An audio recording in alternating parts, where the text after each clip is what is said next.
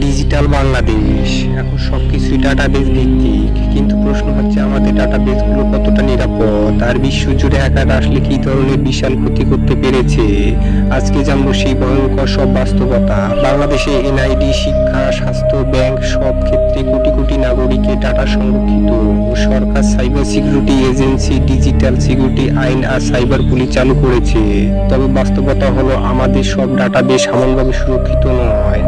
কয়েকবার এনআইডি, শিক্ষা বোর্ড, স্বাস্থ্য তথ্য, এমনকি কিছু ব্যাংকের সার্ভারে হ্যাকিং ও ডাটা লিকের ঘটনা ঘটেছে।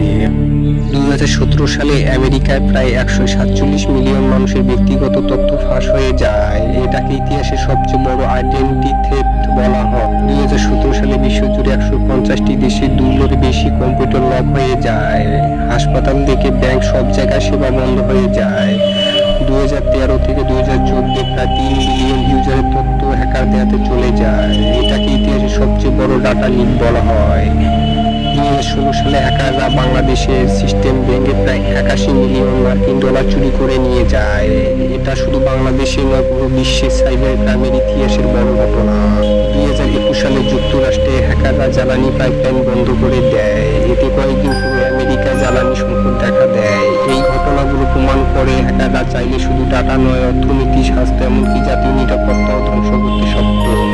কোটি কোটি মানুষের ব্যক্তিগত তথ্য কালোবাজারে বিক্রি হয়েছে। ব্যাংকিং সিস্টেম শত শত মিলিয়ন ডলারের ক্ষতি হয়েছে। হাসপাতাল বন্ধ হয়ে মানুষের মৃত্যু পর্যন্ত ঘটেছে। আর রাষ্ট্রীয় অবকাঠামো অচল হয়ে দেশ বিপদ তৈরি হয়েছে। তাহলে উত্তর স্পষ্ট, বাংলাদেশি ডাটাবেস আংশিক সুরক্ষিত হলেও শতভাগ নিরাপদ নয়। আর বিশ্ব ইতিহাস বলছে হ্যাকাররা